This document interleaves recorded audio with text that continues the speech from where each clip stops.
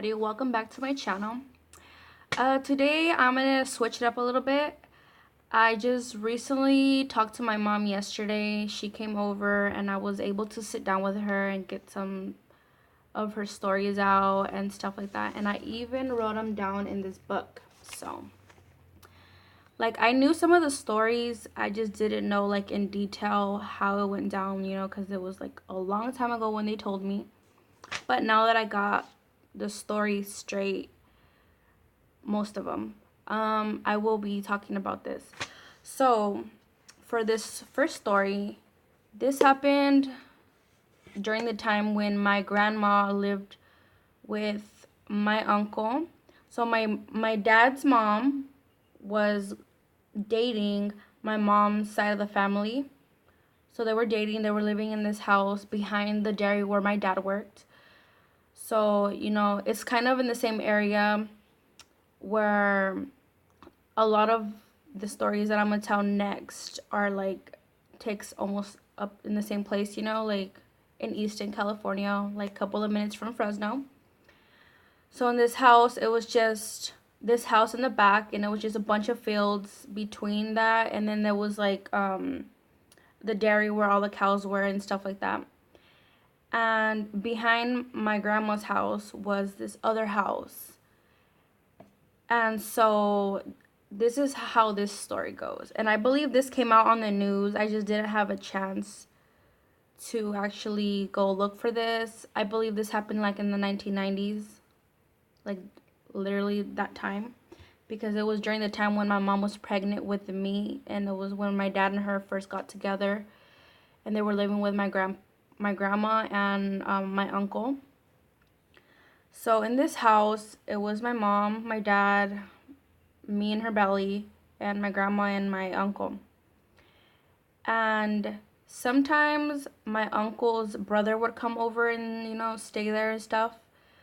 So I guess in this house, behind there were they had some neighbors. My mom said they were like Russians. So these Russian people, the lady was a hairdresser. She did hairs and nails. She had a salon, and I guess she would come out really late. The guy was friends with my dad and the people there. So they were all friends, and the guy would love to come over, and I guess he would like to, they used to have like barbecues and just like, I guess he just like kicking it with our family. So, um, so I guess this guy, he had suspicions of his wife maybe cheating because, I mean, she is a hairdresser and usually salons close like around 5, 6, you know? But she was coming home like super late at night. So this one particular day, I guess well, not even day, it was night.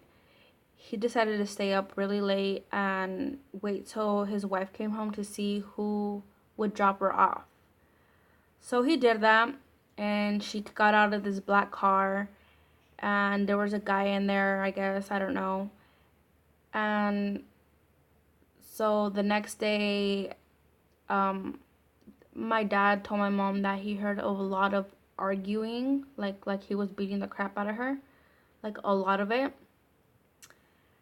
And then for the rest, after she stopped screaming and all that, like, they just didn't really.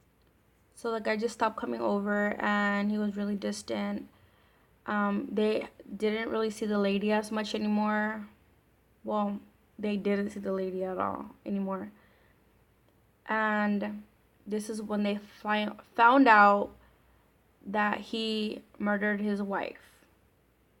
So, I mean, I don't know where because they had a son as well. I forgot to mention that. They had a little boy, and around like 5, 6 years old. And so then later on, they found out that that guy murdered his wife because they found her body.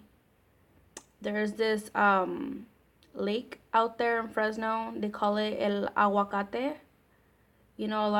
There's a lot of history with that lake where they dump bodies, and it's really disgusting. You really don't want to go there to go swimming. Yeah, so this place, like, yeah, you really don't want to go swimming there. It's really has a really bad rep of people finding bodies and like dirty diapers, just trash thrown into the place. I mean, I don't know if it's actually called El Aguacate. That's just what we all call it. Like, people know from Fresno what it's called. Um, in other words, in English, it's the avocado lake, I would say, but it's not really called like that. I don't know what the actual name of it is. But so this came out on the news, I guess, and they actually also brought my dad in for questioning. I this part I did not know about, you know? So that was really shocking. I don't know what kind of questions it was or anything. I just knew that they called him for questioning because he was like a neighbor, obviously. And yeah, after that, they moved. Obviously, no, they didn't move out. Like, the guy was in prison and the lady was dead. I don't know what happened to the little boy. Shortly after, that's when my dad's good friend moved in with his wife and his family, and they never heard anything bad or any spirits in there. It was just like a regular house. So, in that same house that my grandma was living in, they had this dog. His name was El Negro, black, because he was just a black dog, and he always had like this long, thick chain on him. And at night, after the lady passed, this is when activity started picking up, and my mom started hearing the dog's chain by her window. The thing is, guys, that this dog was tied up in the back of the house. So my mom's room is like here. The back of the house is like way out here. It's like long, There was no way the dog can like untie itself, come back over here. Like, it didn't reach. It was between the house and the fields. That's where the dog was. And it was never able to come to my mom's window. So every night she would hear like this chain getting dragged around the house, mostly by her window. And she would tell my grandma, like, this is going on. And my grandma would like literally go outside and check on the dog, and he would be tied up, and she would be like, there's no possible way the dog is getting loose and getting tied up again. Like, that's crazy. So my grandma kind of brushed it off, like, it's nothing. But shortly after, like a couple of days, she started to hear it. And she's like, you know what? I believe you. Like, I'm hearing this too. At this point, my mom stopped hearing it, but now my grandma was hearing it. And they just kind of ignored it, because even though they went to go check, the dog was tied up. There was no chains anywhere. There was nobody outside of the house. Like, it's like a property where, like, there's no cars passing by at night. There's no, like, anything that could make noise like that, because it's just fields. It's like nothing there. Like, we're in the middle of nowhere. So then um one, I guess, like, they would tell my grandma and my mom would tell my uncle and his brother and my dad these experiences, and they didn't believe them. This is when my dad was super skeptical. Like, he really didn't believe stuff. Like, I mean, he heard stuff, but he was just like, it's nothing. And they wouldn't believe it. They were just like, whatever, you guys are crazy. And my uncle's brother came home one night. He would always come home really late, and he would always usually come and knock on the door because he didn't have a key, or he would forget his key in the house. And he would knock on the door, but since it was really late, he didn't want to wake them up, so he just decided to crash in his car outside of the house. And he parked his car kind of like on the back of the house where it was between where the dog was kind of. And he was just staying there. He said all of a sudden he woke up to his car moving. Like, what I mean moving is like when you get a bunch of people just start pushing the car up and down, and he was in there. He woke up, their car was still moving. He literally just bolted out of his car and started knocking on the door, like, to get inside. And he told my grandma, like, I believe you. Like, there is shit going on. because even though he looked around the car, he didn't see anything. Like, even if there was nothing there, or like even if it was one person, that one person wouldn't be able to move the car like that. It would take like at least 3 to 4 people, you know. So yes, and then I guess also my dad one night came home in his red Firebird, and he came home. I guess he was kind of buzzed, you know. He probably like he doesn't know if this actually happened, but like he said he got out of the car, he walked to the door, and he started, like, you know, to put the key in to open it, and he heard his car door open. There's no other cars there, guys, so it's just my dad's cars, and there's no other cars like parked out somewhere. Like, there's no houses, there's no people, there's no nothing. So he knew this was only his car. So he heard the car door open. He turned around, his car door was closed. So he was just like, I'm just hearing things. So when he was turning the key about to open the thing, all of a sudden he just like heard his car door slam super hard, and he turned, he saw the door was closed, but he just bolted inside the house. And after that, that's when he started to believe a little bit, kind of, you know. So then at this point, in that same house, um I'm trying to remember. Okay, in the same house, like one afternoon around six-ish. This was a story my grandma told me a lot when I was little, and I would always tell her, "Grandma, tell me the story about the big feet." This is what I call the big feet because, you know, it was just part of the story. And I remember it super clear, like as if I was there. It was my mom's last trimester, you know, she was about to pop with me. So my dad forgot his lunch. And it was literally, you can just walk like 10 minutes to my dad's work, because it was like the house.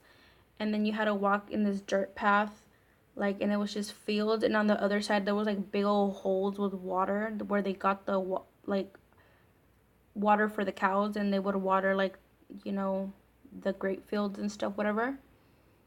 And he would like, I mean, and I guess he forgot his lunch that day. So my grandma and my mom decided to go take the lunch to my dad. And they were walking, and all of a sudden my grandma said she felt like someone walking behind them. So, you know, usually like they know all the people around there, because it's like there's probably like around the area, like on the other side of the dairy, there's probably like 10 houses, and like everybody knows everybody. Those are like the people that I grew up with, my childhood friends, the people I went to school with. Like, we grew up as babies together. It was just like, that's how we were, so we knew them. So we knew this guy wasn't from the dairy. Well, I didn't know, I was not even born yet, but they didn't know. I mean to say, they didn't know the guy. They weren't even able to see the face, but the fact, the way that he walked and the way he carried himself wasn't like anybody they knew. So this guy was kind of like walking really fast, and my grandma and my mom started to freak out. And my grandma started getting scared for my mom because she was pregnant, she was about to pop, and like, you know, she can't really run at this point. So my grandma was just like, walk fast, walk fast. And they said they were running at this point, and this guy was just walking, but every fucking step he took was like he was getting closer, kind of like the Michael Myers scenes, you know, like everyone's fucking running for their lives, but he's still like right behind them. Like, that's just scary. Even now, like when I see those movies, it's kind of like, how does he do that? I know it's just a movie, guys, but that's just creepy. So yeah, so basically they were like walking. It was getting dark. It was like 6. It was when that time was like, you know, by 6 it was getting a little bit dark, and they were running. The guy was following them, and then the guy just literally turned and walked into the fields in the middle of nowhere. There were no houses where he can go to, like, say, oh, that's his house in the middle of the field. Like, there's no houses over there. So he just walked into the field. And when they got there, my grandma told my dad what happened. And he was just like, oh, you guys are just, like, maybe it was just a guy or something, like, you know? And my grandma was like, no, no, like, it's like something was not right with that dude. Like, it just didn't feel normal, if you know what I mean. So the next day, my dad was walking through there, and he told my grandma, hey, Mom, come check out the footsteps that I found in the dirt of the guy you told me about. My grandma measured her feet. My grandma wore size 10 shoes. She had big old feet. It was two of her feet put together. That's how big this dude's foot was. It was huge. My grandma was like, see, I told you this guy was not normal. He was probably a fucking demon just walking through, like, trying to scare people, you know? So, yeah, that was, like, one of the stories that I always got freaked about because that's what my grandma always told me. And in this dairy, a lot of suicides happened. Like, this guy, I guess a long time ago, way before we even moved there, but these are just stories that people from there told us, that this guy was getting hay with the tractor, you know, with the lifting. I don't even know what the fuck they're called, the forklift, I guess. I don't know. So, I guess this guy was, like, using the forklift thing, or, like, it's like a tractor with, like, where he can scoop up dirt. Like, I don't know what it's called, you know? But, like, he would scoop up the hay with that. And I guess his friend got in front of the tractor, and this guy just literally sliced his head off with the thing. Like, he didn't see him. He was way down there. He didn't see him. It was, like, already too late. And then I heard somebody there got shot and he died. Like, just a bunch of weird, creepy stuff happened there. Like, those are the only two things that I know, but I know there's more. My friend's dad actually got attacked by one of the bulls there. Like, he had horns, and he got attacked by one. He got stabbed with his horn, and he had to do, like, major surgery on him. And then, yeah, that was, like, pretty much it. Like, what I know from, like, way before I was born. That's what my mom told me. Oh, no, there's actually is one other one where my mom told me that they had, like, these big old metal bins where they would recycle, like, all their stuff. They had metal ones and plastic ones, like these big giant ones where you put water in them. But they used them for, like, to recycle. And she said that every night, like, my grandma and her would just chill there, and they were just talking, and they would hear literally that they would fall over, and all the, like, the cans would just come out and, like, roll around. And my grandma would be like, shit, like, now I have to go outside and pick them up. And my mom would be like, oh, I'll go with you, you know? So, like, they would go outside expecting to be, like, a mess of cans everywhere. And when they got outside, they were all stacked. Like, how they're usually stacked, you know?